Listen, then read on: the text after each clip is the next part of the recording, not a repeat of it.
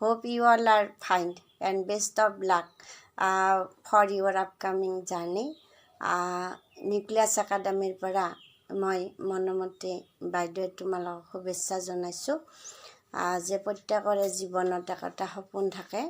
আমাৰ নিউক্লিয়াছ একাডেমীৰ প্ৰিন্সিপাল মহোদয় ধ্ৰুৱ তালুকদাৰ ছাৰৰো এটা সপোন আছিল যে তেখেতে এখন কলেজ এষ্টাব্লিছ কৰিব আৰু তেওঁ মানৱ সম্পদ গঢ়ি তুলিব। আৰু তাৰে ফেকাল্টি হিচাপে মই মনমতী বাইদেৱে লজিক ফিলচফি পঢ়াম।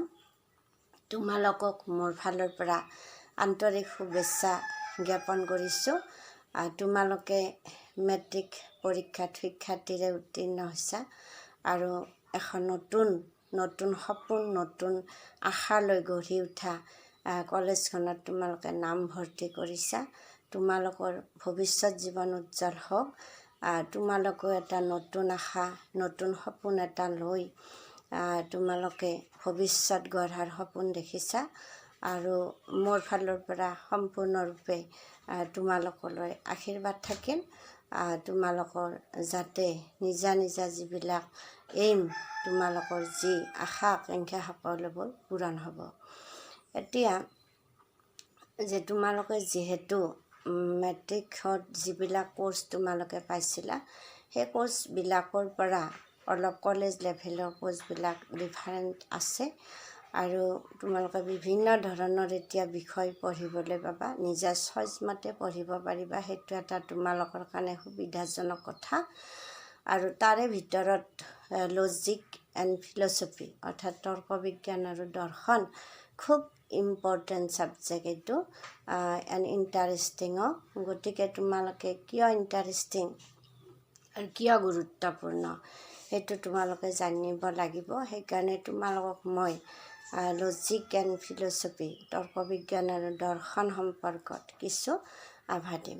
যে তোমালোকে জানা যে মানুহৰ জীৱনটো সুপথে পৰিচালিত হ'বলৈ হ'লে মানুহে সদায় শুদ্ধভাৱে চিন্তা চৰ্চা কৰিব লাগে আৰু সকলোবিলাকে শুদ্ধ চিন্তা চৰ্চাৰ ওপৰতে মানুহৰ জীৱনটো গঢ়ি উঠে।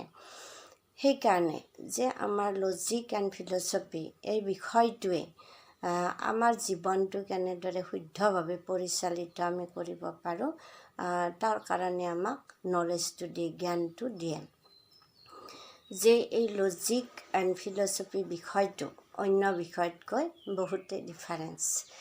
যে ইয়াত কোনো ৰাজনীতিৰ কোনো হেৰি নাই, মানে তোমাৰ ধৰা সুনীতি ৰাজনীতি কূটনীতি এইবিলাক নাই। অৰ্থাৎ ইয়াত পলিটিকেল ইছ্যু নাই। ইয়াত কোনো টকা পইচাৰ কথা আলোচনা নহয়। ইয়াত মানিটাৰী প্ৰব্লেম বা মানিটাৰী কথা এইবিলাক ইয়াত নচলে। মানে এই বিষয়টো কোনো হিষ্টৰিকেল বা বুৰঞ্জী নহয়। এই বিষয়টো মানে আমাৰ জীৱনৰ লগত জড়িত। গতিকে জীৱনটোত আমি উপলব্ধি কৰিব লাগিব। আমি শুদ্ধ চিন্তা চৰ্চাৰে উপলব্ধি কৰিব লাগিব। ইয়াত ৰস আছে। যদি তোমালোকে এই বিষয়টোৰ ওপৰত যদি ভিতৰলৈ সোমাব খোজা তেতিয়াহ'লে এনেকুৱা ৰস তোমালোকে পাবা য'ত তোমালোকৰ নলেজ দিনে দিনে উন্নত হৈ যাব। তোমালোকৰ মস্তিষ্কবিলাক সবল হ'ব। এই লজিক বিষয়টোৰ উদ্দেশ্য সেইটোৱে যে যেতিয়া আমি যিকোনো কাম কৰাৰ ক্ষেত্ৰতে ঘৰখন পৰিচালনাৰ ক্ষেত্ৰত আমাৰ যদি পৰিচালনাত যদি শুদ্ধভাৱে চিন্তা চৰ্চা নকৰোঁ তেতিয়াহ'লে আমাৰ ভুল হৈ যায়। গতিকে আমি কি কৰিব লাগিব যে আমি খুব গভীৰভাৱে চিন্তা চৰ্চা কৰিহে যুক্তি প্ৰদৰ্শন কৰিহে আমি সিদ্ধান্তবিলাক ল'ব লাগে। জীৱনৰ ক্ষেত্ৰতে তেনেকুৱা। নিজৰ ব্যক্তিগত জীৱনত যদি অলপ সামান্যতমো যদি ভুল হৈ যায় তেতিয়াহ'লে কি হয়, আমাৰ জীৱন পথত তাৰমানে আমাৰ কাঁইটৰ মাজত যাব লগা হয়। গতিকে আমি জীৱন সংগ্ৰামত যিবিলাক কাঁইট আছে এই কাঁইটবিলাক উঘালি সেইবিলাকক মহতিয়াই আমি কেনেদৰে আমাৰ জীৱন সংগ্ৰামত আগবাঢ়ি যাব পাৰোঁ এই লজিক আৰু দৰ্শন বিষয়টোৱে আমাক শিকায়। গতিকে আমি এই বিষয়টো আমি প্ৰথমতে ভাল পাব লাগিব। আৰু তোমালোকক এই বিষয়টো যে লৈছা যিয়ে লৈছা তেওঁ তোমালোকক মই শুভেচ্ছা জনাইছোঁ আৰু ধন্যবাদ জ্ঞাপন কৰিছোঁ। এই বিষয়টোৱে তোমালোকক বহুত উপকৃত কৰিব আৰু বিশেষকৈ পৰীক্ষাত তোমালোকে সুন্দৰ নম্বৰ পাবলৈ তোমালোকে পাবা তোমালোকে বহুত নম্বৰ কেৰি কৰিব পাৰিবা। আমাৰ ৰেকৰ্ড আছে 100ৰ ভিতৰত 100 লজিকত পাই উপকৃত হ'ব পাৰে, কিন্তু তোমালোকে কি কৰিব লাগিব, মনোযোগটো দিব লাগিব। মানে তোমালোকে চাবা যে লজিক মানে কি, কিতাপখন তোমালোকক একেবাৰে লাগিবই। তোমালোকে নিশ্চয় কিনিছা, এই ক্ষেত্ৰত তোমালোকে কোনো যাতে অৱহেলা নকৰা। আৰু তোমালোকে লজিকৰ কিতাপ কিনোতে প্ৰথমতে তোমালোকে পিছত ৰেফাৰেঞ্চ বুক কিনিবা। বৰ্তমানৰ কাৰণে তোমালোকে অসম উচ্চতৰ মাধ্যমিক শিক্ষা সংসদৰ পৰা যিখন তাৰমানে প্ৰকাশিত হৈছে এইখন তোমালোকে কিনি ল'বা প্ৰথমতে। গতিকে তোমালোকে সেইখন এতিয়াৰ পৰা তোমালোকক আমি যিখিনি পাঠ দিম সেইখিনি তোমালোকে আয়ত্ত কৰিবলৈ যত্ন কৰিবা। যে শিক্ষাৰ ক্ষেত্ৰত সদায় মনোযোগটো ডাঙৰ বস্তু। নিজা চেষ্টা তোমালোকক লাগিব। জীৱনত যদি নিজাকৈ চেষ্টা নকৰা, নিজে যদি ভিতৰত সোমাই নোযোৱা, তেতিয়া কেতিয়াও ছাকচেছ হ'ব নোৱাৰি। গতিকে তোমালোকলৈ মোৰ শুভেচ্ছা থাকিল। তোমালোকে যাতে এই বিষয়টোত আগ্ৰহী হৈ তোমালোকে মনোযোগেৰে। আমাৰ ছাত্ৰ ছাত্ৰীসকল, এতিয়া আমি অলপ পাঠৰ মাজত সোমাই যাওঁ। তোমালোকৰ লজিক এণ্ড ফিলচফিৰ দুটা পাৰ্ট থাকে। এটা হ'ল লজিক তৰ্ক বিজ্ঞান আৰু আনটো হৈছে ফিলচফি দৰ্শন।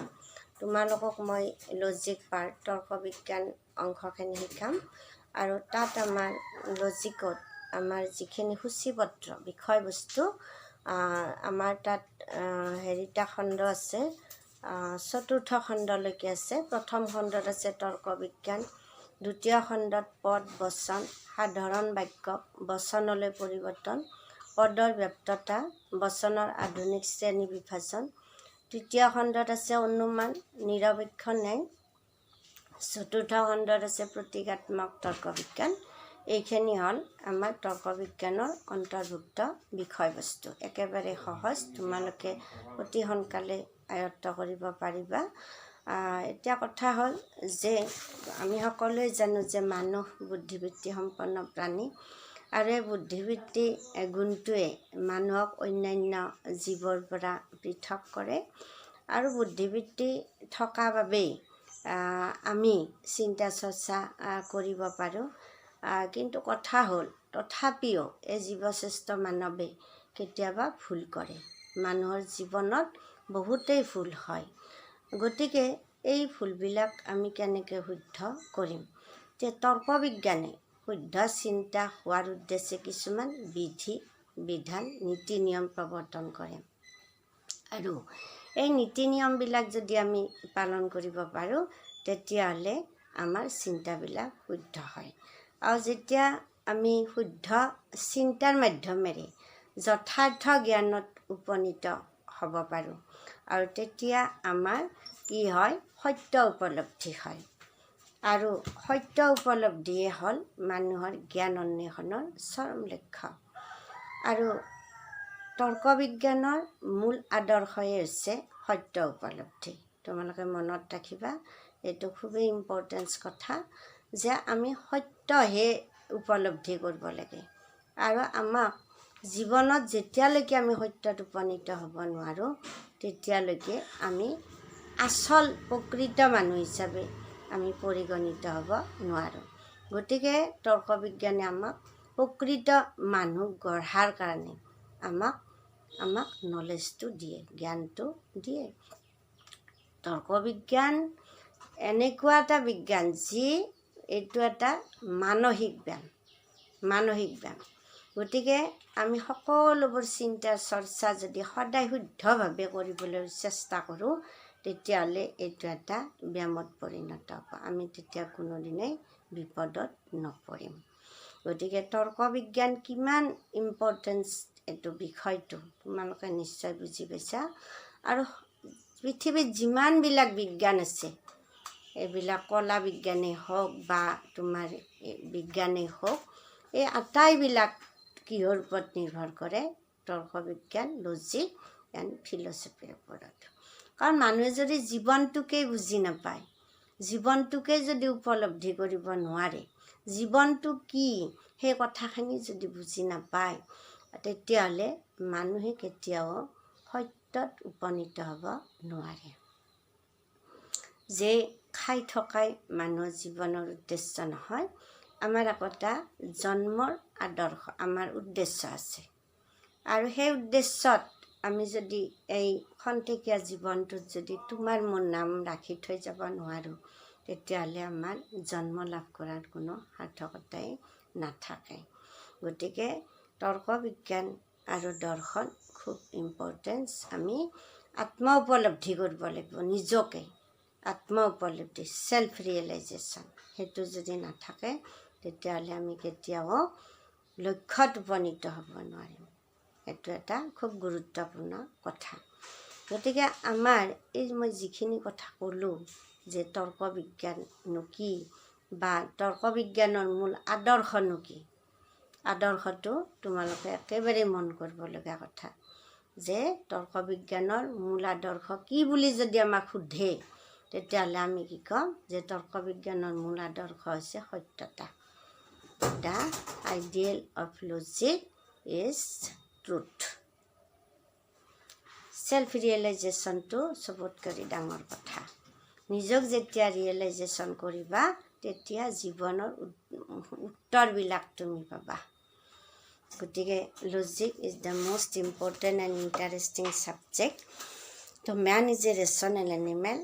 Man is a kind of animal like all other animals, but the quality of rationality distinguishes man from other kinds of animals. Man's power of thinking emerges from rationality. Human thinking may not be always correct. To arrive at valid knowledge, thinking must be correct. Truth can be realized by means of a valid knowledge only. Realization of truth is the ultimate end of all human pursuit after knowledge. Human thinking must proceed in and through some correct and systematic ways for the attainment of truth. The logic is concerned with the principles of correct thinking. Logic teaches us to avoid errors in our own reasoning. Logic is the intellectual discipline or a mental gymnastics. আমি এতিয়া আহিম মৰমৰ ছাত্ৰ ছাত্ৰীসকল যে তৰ্ক বিজ্ঞান কাক বোলে আৰু তৰ্ক বিজ্ঞান অৰ্থাৎ লজিক শব্দটো ক'ৰ পৰা উৎপত্তি হৈছে। মন কৰিবা যে তৰ্ক বিজ্ঞানৰ ইংৰাজী প্ৰতিশব্দ হ'ল লজিক। এই লজিক শব্দটো আহিছে লজিকে, এই গ্ৰীক শব্দটোৰ পৰা, LOGIKE, লজিক। আৰু এই লজিকে হ'ল লগছ, এই বিশেষ্যৰ বিশেষণ, অৰ্থাৎ লজিকে শব্দটো আকৌ ক'ৰ পৰা আহিছে, লগছ শব্দৰ পৰা আহিছে। এই লগছ এই গ্ৰীক শব্দটোৰ অৰ্থটো হৈছে চিন্তা বা চিন্তাৰ প্ৰকাশ হিচাপে শব্দ। অৰ্থাৎ আমি কি পালোঁ যে ব্যুৎপত্তিগত অৰ্থৰ দিশৰ পৰা তৰ্ক বিজ্ঞানৰ সংজ্ঞাটো যদি আমি চাব যাওঁ, তেতিয়াহ'লে আমি কি ক'ম যে তৰ্ক বিজ্ঞান হৈছে ভাষাত প্ৰকাশিত চিন্তাৰ বিজ্ঞান। পাইছানে বুজি? যে মই কি ক'লোঁ প্ৰথমতে যে তৰ্ক বিজ্ঞানৰ ইংৰাজী প্ৰতিশব্দ হৈছে লজিক। তোমাক সুধিলে ছাবজেক্টৰ অসমীয়াটো বা ইংৰাজীটো জানিবতো লাগিবই। গতিকে তুমি এই কথাটো যে একেবাৰে যে গুৰুত্বপূৰ্ণ নহয় বুলি নক'বা, সেইটোকে কিছুমানে পাহৰি যায় ছাত্ৰ ছাত্ৰীসকলে, যে লজিকৰ অসমীয়াটো কি পাহৰি যায় কেতিয়াবা। গতিকে এই তৰ্ক বিজ্ঞানকে ইংৰাজীত কয় লজিক। আৰু লজিক শব্দটো ক'ৰ পৰা আহিল বুলি ক'লোঁ, লজিকে শব্দৰ পৰা। আমাক যদি সুধে লজিকেটো ক'ৰ পৰা আহিছে, সেইটো আহিছে লগছ শব্দৰ পৰা। আৰু এই লগজ শব্দটোৰ যদি আমাক অৰ্থটো সোধে কি অৰ্থ বুজাইছে লগজে, যে লগজ শব্দটোৰ অৰ্থটো হৈছে চিন্তা বা চিন্তাৰ প্ৰকাশ। আমি যদি ইয়াৰ ব্যুৎপত্তিগত অৰ্থ চাব যাওঁ তেতিয়াহ'লে আমি কি ক'ম যে তৰ্ক বিজ্ঞান হ'ল ভাষাত প্ৰকাশিত চিন্তাৰ বিজ্ঞান। The word of logic is derived from the Greek word logike. Logike is the adjective of the noun logos. The Greek word logos means thought or word as expression of thought.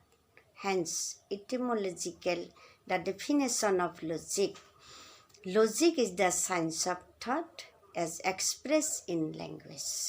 Understand? গতিকে তোমালোকৰ এইখিনিতে কেতিয়াবা খুব importance question arise হ'ব, প্ৰশ্ন উঠিব যে প্ৰথম প্ৰশ্নটো হ'ব কি যে লজিক শব্দটোৰ ইংৰাজী প্ৰতিশব্দ কি? তৰ্ক বিজ্ঞানৰ ইংৰাজী প্ৰতিশব্দ কি? এতিয়া কি ক'বা? যে লজিক। তোমালোকক যদি সোধে যে লজিক শব্দটো ক'ৰ পৰা উৎপত্তি হৈছে, তোমালোকে কি ক'ব লাগিব? যে লজিকেৰ পৰা। আকৌ লজিকে শব্দটো ক'ৰ পৰা আহিছে? এইটো ক'ৰ পৰা আহিছে? যে এইটো আহিছে লগজ শব্দৰ পৰা। তোমালোকক সুধিব যে লগজ শব্দটোৰ অৰ্থ কি? তোমালোকে কি ক'ব লাগিব? চিন্তা বা চিন্তাৰ ভাষাত প্ৰকাশিত চিন্তাৰ বিজ্ঞান। ভাষাত প্ৰকাশিত চিন্তাৰ বিজ্ঞান। গতিকে এনেধৰণৰ কুৱেশ্যনবিলাক তোমালোকৰ হ'ব, একো প্ৰব্লেম নাই। এই যে চিন্তা বুলি ক'লে, এই চিন্তা শব্দটোত কিন্তু বহুকেইটা তাত শব্দ সোমাই আছে, ইনক্লুড হৈ আছে। যেনে ধৰা চিন্তা বুলি ক'লে এইটো সংকীৰ্ণ অৰ্থত নহয়, চিন্তা বুলি ক'লে এইটো ব্যাপক অৰ্থত হয়। যে চিন্তাটো চিন্তাৰ লগত জড়িত আছে প্ৰত্যক্ষ বস্তু এটা। আমি নচোৱাকৈতো চিন্তা কৰিব নোৱাৰোঁ। তাৰ পিছত আছে তাত স্মৃতি। আমি স্মৃতিলৈ যাব লাগিব, আমাৰ মনত কিছুমান আহিব লাগিব, মনত আগৰ বস্তুবিলাকক আমি আনিব লাগিব মনলৈকে। তাৰপিছত আছে কল্পনা, ইমাজিনেশ্যন। আমি কল্পনাও কৰিব লাগিব। কল্পনা নকৰাকৈতো আমি এটা শুদ্ধ চিন্তা কৰিব নোৱাৰোঁ ন। তাৰপিছত আছে সামান্য ধাৰণা বা অনুমান, জেনেৰেল আইডিয়াৰ কনচেপ্টটো। সেইটোৱে খুব ইম্পৰ্টেঞ্চ, যে আমি অনুমান কৰিব লাগিব, এটা আমাক কনচেপ্ট লাগিব, এটা জেনেৰেল কনচেপ্ট আমাক লাগিব। তাৰপিছতে আমাৰ খুবেই ইম্পৰ্টেঞ্চ কথাটো হৈছে যে যুক্তি পদ্ধতি। তাতে আছে লজিকৰ অৰ্থটো সোমাই পেলাই, যে আমি যুক্তি পদ্ধতিৰ দ্বাৰা যদি আমি নাযাওঁ, আমি যদি যুক্তিপূৰ্ণভাৱে কথা নকওঁ, তেতিয়াহ'লে আমাৰ কি হ'ব? ডিচিশ্যনটো আমাৰ ৰং হ'ব। গতিকে আমি এই আটাইবিলাকৰ পৰিসমাপ্তি ঘটাইছে এই যুক্তি পদ্ধতিয়ে, ৰিজনিংটো। যে অসমীয়াত তাক অনুমান বুলি ক'বা আৰু বা যুক্তি বুলি ক'বা, আৰু তাক ইংৰাজীত ৰিজনিং বুলি ক'বা। গতিকে আমাক যদি সোধে যে তৰ্ক বিজ্ঞানৰ মূল আলোচ্য বিষয়টো কি, what is the main subject matter of logic, তেতিয়া আমাৰ কি ক'বা? যে অসমীয়াত ক'বা অনুমান বা যুক্তি, আৰু ইংৰাজীত তোমালোকে কি ক'বা? Reasoning. Reasoning is the main subject matter of logic. পাইছানে তোমালোকে বুজি? নিশ্চয় পাবা। মই এইখিনি আকৌ ৰিপিট কৰি দিছোঁ দেই, যে তোমালোকে নিশ্চয় মন কৰিছা যে এই লজিক মানে কি শব্দটো ক'ৰ পৰা আহিছে, সেইটো মন কৰিবা। তো গ্ৰীক শব্দ লজিকেৰ পৰা আহিছে। লজিকেটো আকৌ ক'ৰ পৰা আহিছে? লগছৰ পৰা। আচ্ছা, লগজ শব্দটোৰ অৰ্থটো কি? চিন্তা নে তৎক্ষণাত দিব পাৰিব লাগিব আৰু লগালগ তাৰ ভিতৰত সোমাই যাব লাগিব। তোমালোকে চিন্তা মানে কি? চিন্তা আমি কেতিয়া কৰিম? আমাৰ অৱধাৰণবিলাক সকলোৰে অন্তৰত থাকে অৱধাৰণবিলাক, আৰু এই অৱধাৰণবিলাক যেতিয়া প্ৰকাশ পায় আৰু তেতিয়া তাক কি বুলি কয়? বচন বুলি কয়, যুক্তি বুলি কয় তাক। গতিকে আমি কিহৰ দ্বাৰাই তাক প্ৰকাশ কৰিম? লেংগুৱেজৰ দ্বাৰাই। এক্সপ্ৰেশ্যনটো কিহৰ দ্বাৰাই কৰিম? লেংগুৱেজৰ দ্বাৰাই কৰিম। গতিকে সেই চিন্তাত সেইকাৰণে বহুতকেইটা ইয়াত মানে ৱৰ্ড জড়িত হৈ আছে, ক'লোৱেই মই। এইকেইটা আমি ক্ৰছ কৰি আনি ক্ৰমান্বয়ে শেষত ক'ত থ'ম? লজিকত থ'ম। সেইকাৰণে যি কৈছোঁ জীৱনটোৱে লজিক, হয়নে? জীৱনটোৱে লজিক। যদি লজিকৰ মাজেদি নাযাওঁ তেতিয়াহ'লে আমাৰ জীৱন যুদ্ধত কেতিয়াও জয় হ'ব নোৱাৰিম। আৰু তুমি এই জীৱন সংগ্ৰামত কেতিয়াও তুমি নাম থৈ যাব নোৱাৰিবা। খাও পিয় মুস্কৰ, এয়া আমাৰ জীৱন নহয়। খোৱা পিন্ধা আৰু এনজয় কৰা, তাৰমানে উপভোগ কৰা। গতিকে কাম ক্ৰোধ লোভ মোহ মাৎসৰ্যই আমাক সদায় খেদি ফুৰি আছে। গতিকে এইবিলাকৰ পৰা আমি সদায় আঁতৰত থাকিব লাগিব। আঁতৰত থাকিব লাগিলে আমি কি কৰিব লাগিব? জীৱনটোক বুজি পাব লাগিব। জীৱনটোক আমি কিহৰ মাধ্যমেৰে বুজি পাম? লজিকৰ মাধ্যমেৰে বুজি পাম। গতিকে মৰমৰ ছাত্ৰ ছাত্ৰীসকল, তোমালোকে নিশ্চয় লজিক সম্পৰ্কত অলপ হ'লেও তোমালোকে উপলব্ধি কৰিব পাৰিছা। চেল্ফ ৰিয়েলাইজেশ্যন কৰিবা আৰু ছাবজেক্টৰ ভিতৰত সোমাই যাবা।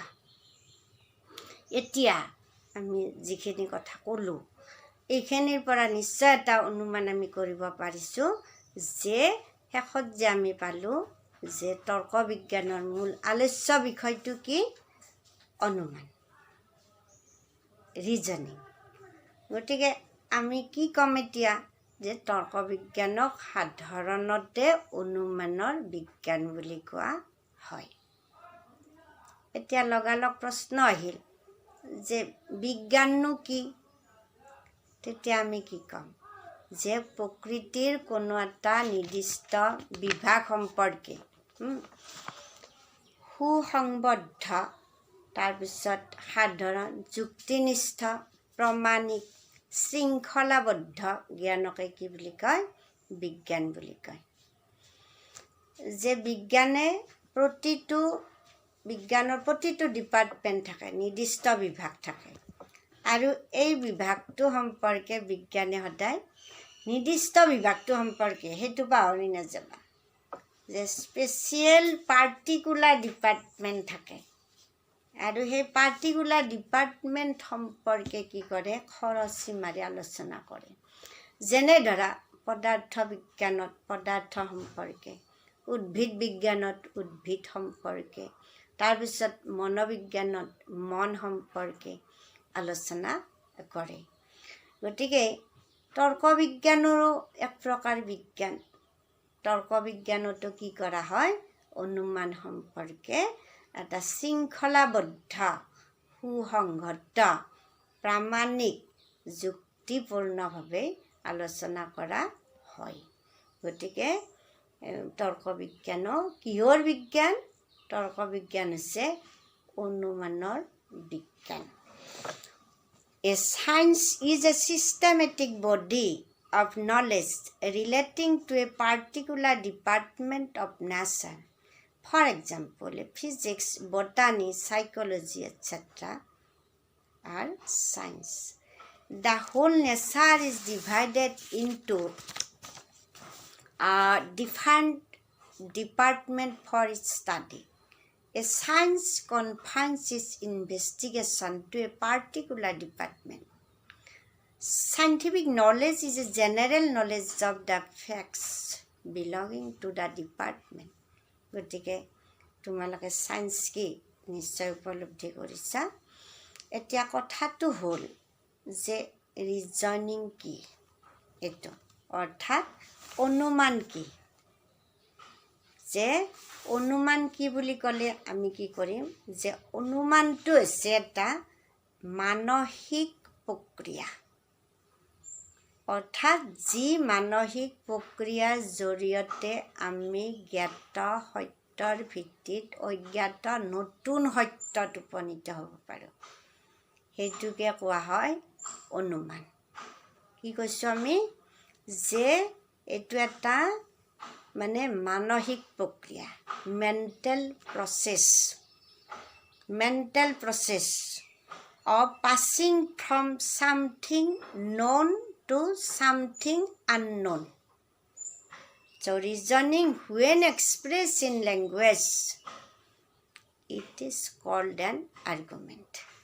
অৰ্থাৎ অনুমানক যেতিয়া ভাষাৰ জৰিয়তে প্ৰকাশ কৰা হয় তেতিয়া তাক কি বুলি কয় যুক্তি বা তৰ্ক যে বহুতেই ভাবে যে তৰ্ক বিজ্ঞান মানে তৰ্ক কৰে নেকি সেইটো নহয় সেইটো বহুতৰে ভুল ভাবে এইটো কিহৰ তৰ্ক যে আমি জীৱনটো শুদ্ধভাৱে পৰিচালিত কৰাৰ তৰ্ক গতিকে আমাৰ চবতে আমাৰ যি নলেজটোত আৰম্ভ হ'ব আমাৰ অনুমানৰ জৰিয়তে আমাৰ যুক্তিৰ জৰিয়তে তৎক্ষণাত আমিতো এটা ডিচিশ্যনত উপনীত হ'ব নোৱাৰোঁ ভুল হোৱাৰ সম্ভাৱনা থাকে আৰু সেই ভুলবিলাকক দূৰ কৰি কেনেদৰে আমি এটা নতুন সত্যত উপনীত হ'ব পাৰোঁ সেয়াই হৈছে তৰ্ক বিজ্ঞানৰ মূল লক্ষ্য গতিকে তোমালোকক খুব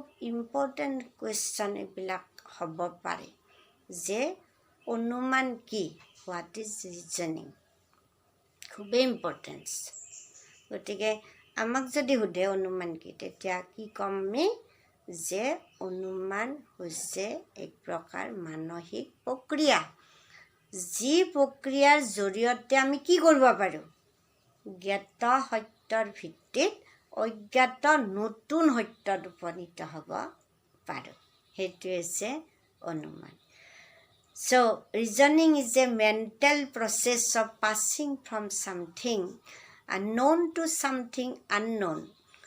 Reasoning, when expressed in language, is called an argument. Remember it. Most important.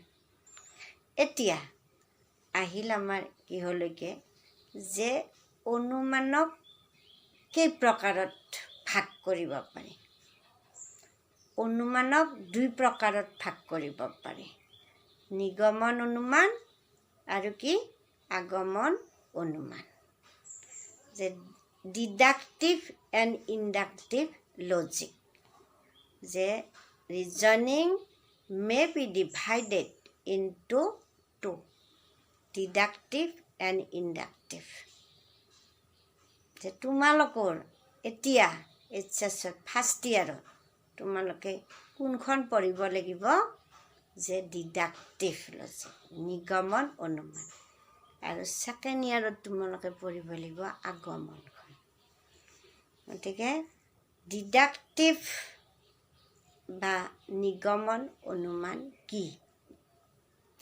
চাবা যে নিগমন অনুমান কি যে যি অনুমানত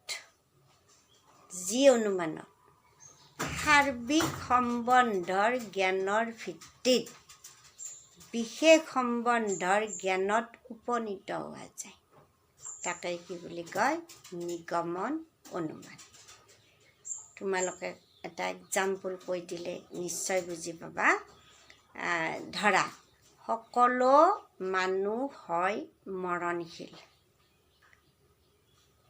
ছেকেণ্ড বচনটো আমি কি লিখিম ৰাম হয় মানুহ আমি সিদ্ধান্তত কি লিখিম যে ৰাম হয় মৰণশীল চাবা দেই আমি অনুমানত কি কৰিম যে আমাৰ প্ৰথমতে থাকিব দাতা আশ্ৰয় বচন আধাৰ বচন বুলি কয় প্ৰিমাইজেছ বুলি কয় গতিকে আমি প্ৰথমতে ডাটা কালেকশ্যন কৰিম মানে কি আমাৰ প্ৰিমাইজৰ পৰা হেৰিয়ে আহিব, আমাৰ সাৰ্বিক হ'ব লাগিব। এইটো সামান্য বচন এটা আমি কালেকশ্যন কৰিম। এটা জেনেৰেল প্ৰপ'জিশ্যন আমি প্ৰথমতে ল'ম। জেনেৰেল প্ৰপ'জিশ্যন, এই সাৰ্বিক সম্বন্ধৰ জ্ঞানৰ পৰা আমি কিহলৈকে আহিম? বিশেষ বচনলৈকে আহিম। অৰ্থাৎ অনুমানত আশ্ৰয় বচন থাকিব, দুটাতকৈ বেছিও হ'ব পাৰে, বৰ বেছি হ'ব নালাগে, তিনিটাতকৈ বেছি হ'ব নালাগে বাৰু। আমি তাত কি কৰিম যে প্ৰথমতে আমি আশ্ৰয় বচনবিলাক কালেকশ্যন কৰিম। অৰ্থাৎ যিকেইটা বচনৰ পৰা আমি সিদ্ধান্তত উপনীত হ'ম সেইকেইটা কি বুলি কয়? আশ্ৰয় বচন, প্ৰিমাইজেছ। অৰ্থাৎ যিকেইটাৰ পৰা আমি কনক্লুজনটো পাম। আৰু কনক্লুজনটো অৰ্থাৎ সিদ্ধান্তটো কি? যে আশ্ৰয় বচনৰ পৰা আমি যিটো বচন সংগ্ৰহ কৰিম সেই বচনটো হ'ব তোমাৰ সিদ্ধান্ত, কনক্লুজন। গতিকে অনুমানত কি থাকিল? কি থাকিব লাগিব? আশ্ৰয় বচন আৰু কি লাগিব? সিদ্ধান্ত। আৰু যেতিয়া আমাৰ সাৰ্বিকৰ পৰা যেতিয়া বিশেষলৈ নামি আহিব সিদ্ধান্তটো, এইটোক কি বুলি কোৱা হয়? যে সেইটো হ'ল নিগমন অনুমান। অৰ্থাৎ আমি নিগমন অনুমানত সাৰ্বিক সিদ্ধান্তৰ পৰা বিশেষ বচনলৈ আহোঁ। তাৰপিছতে আহিল আমাৰ আগমন অনুমান। আগমন অনুমানটো নিগমনৰ বিপৰীত। যি অনুমানত বিশেষ বিশেষ বস্তু সম্বন্ধৰ জ্ঞানৰ ভিত্তিত সামান্য সম্বন্ধৰ জ্ঞানত উপনীত হোৱা যায়, তাকেই কোৱা হয় আগমন অনুমান, ইণ্ডাক্টিভ লজিক। গতিকে তোমালোকৰ নিশ্চয় বুজাত একো দিগদাৰি লগা নাই। In a deductive inference, the conclusion is drawn from one or more given premises. The conclusion cannot be more general than the premises in a deductive inference, which is mainly an inference from general to particular minded. And in the inductive inference, a general proposition is established as a conclusion on the basis of some observed facts. অৰ্থাৎ in inductive inference, we go particular to general. From example, Ram is mortal, Hori is mortal, Jadu is mortal, Madhu is mortal, on all men are mortal. গতিকে ৰাম, হৰি, যদু, মধু এইবিলাক হ'ল particular. আৰু all men R mortal, এইটো হৈছে তোমাৰ conclusion, আৰু এইটো general প্ৰপ'জিশ্যন। গতিকে আমি নিগমন অনুমানত যাওঁ সাৰ্বিকৰ পৰা বিশেষলৈ, আৰু আগমন অনুমানত আমি যাওঁ বিশেষৰ পৰা সাৰ্বিকলৈ। গতিকে মৰমৰ ছাত্ৰ ছাত্ৰীসকল, আজি তোমালোকক মই জাষ্ট এটা প্ৰাথমিক আভাসহে দিলোঁ। ইয়াৰ পিছৰ ক্লাছত আমি অন্য কথা একো নকওঁ, আমি পাঠৰ কথাই আলোচনা কৰি যাম। আজি তোমালোকে কি শিকিলা? যে তোমালোকে শিকিলা লজিক শব্দটো ক'ৰ পৰা আহিছে, লজিক শব্দটোৰ অৰ্থ কি? তাৰপিছত শিকিলা বিজ্ঞান কি, যে লজিকক তৰ্ক বিজ্ঞানক কিয় বিজ্ঞান বুলি আখ্যা দিয়া হয়, কাৰণ সকলোবোৰেই বিজ্ঞানেই লজিকৰ ওপৰত নিৰ্ভৰশীল। লজিকৰো এটা নিৰ্দিষ্ট কি আছে, যে ছাবজেক্ট আছে, বিষয়বস্তু আছে, তাৰে ওপৰত সুসংগত যুক্তিনিষ্ঠ শৃংখলাবদ্ধ আলোচনা হয়। তাৰপিছত আহিল যে বিজ্ঞান কেই প্ৰকাৰৰ, অনুমান কথা আহিল যে অনুমানটো কেই প্ৰকাৰৰ, অনুমান কি? অনুমান দুই প্ৰকাৰৰ, নিগমন আৰু আগমন। নিগমন অনুমান কাক বোলে? আগমন অনুমান কাক বোলে? নিগমন অনুমানত আমি ক'ৰ পৰা ক'লৈ যাওঁ, সাৰ্বিকৰ পৰা বিশেষলৈ যাওঁ, মানে কি জেনেৰেল টু পাৰ্টিকুলাৰ। আৰু আমি আগমন অনুমানত ক'ৰ পৰা যাওঁ, আমি বিশেষৰ পৰা আমি সাৰ্বিকলৈ যাওঁ। ইয়াত আমাৰ পাৰ্টিকুলাৰ টু জেনেৰেল, গতিকে আমিও গৈ থাকিম পাৰ্টিকুলাৰৰ পৰা জেনেৰেললৈকে। আজি আমাৰ জাষ্ট আৰম্ভণি হৈছে। নিশ্চয় তোমালোকে মোৰ এই পাঠ্য শুনি উপকৃত হ'বা বুলি ভাবিম। ইয়াত যদি কিবা প্ৰব্লেম আছে মোলৈকে তোমালোকে জনাবা। আৰু ভাল লাগিলে মানে কি এইটো ক্লাছে আৰু কমেণ্ট দিবা আৰু ন। আমি লগ হ'ম। এতিয়াতো ক'ভিডৰ প্ৰট'কলবিলাক মানি চলিব লগা হৈছে। তোমালোকে প্ৰেয়াৰ কৰা ভগৱানক, ভাবা আৰু তোমালোকে যাতে মুক্ত হৈ কলেজলৈ আহিব পাৰা। আৰু তোমালোকে ক'ভিডৰ সংক্ৰমণৰ পৰা সাৱধানে থাকিবা নিশ্চয়, আৰু থাকিব লাগিব। কাৰণ তোমালোকেও জীয়াই থাকা, আমি নিজেও জীয়াই থাকিব লাগিব, আনকো জীয়াই থাকিব দিব লাগিব। গতিকে দূৰত্ব বজাই ৰাখিবা, বাৰে বাৰে হাত চাবোনেৰে ধুই থাকিবা, চৰ্দিকা জ্বৰ হোৱা লোকৰ ওচৰলৈ নাযাবা, অলপ সাৱধান হ'বা। মা দেউতাৰ কথা সম্পূৰ্ণৰূপে মানিবা, সকলো কথাই মা দেউতাৰ ওচৰত শ্বেয়াৰ কৰিবা, মা দেউতাৰ ওচৰত শ্ৰদ্ধা ভক্তি ৰাখিবা, তোমালোকৰ ভৱিষ্যত উজ্জ্বল হ'ব। আজিলৈকে মই মোৰ পাঠ্য ইমানতেই শেষ কৰিলোঁ। আমি নেক্সট ক্লাছত আমাৰ নেক্সট টপিক আমি আলোচনা কৰিম। তোমালোকে অলপ ঘৰত পঢ়িবা, আৰু মই যিখিনি বুজাই দিলোঁ তোমালোকে যদি বুজি নোপোৱা মোৰ লগত তোমালোকে শ্বেয়াৰ কৰিব পাৰিবা, কোনো প্ৰব্লেমে নাই। তাৰমানে যিকোনো ক্ষেত্ৰতে তোমালোকৰ ঘৰত গ'লেও মই তোমালোকক বুজাই দিম। ঠিক আছে, ধন্যবাদ সকলোলৈকে।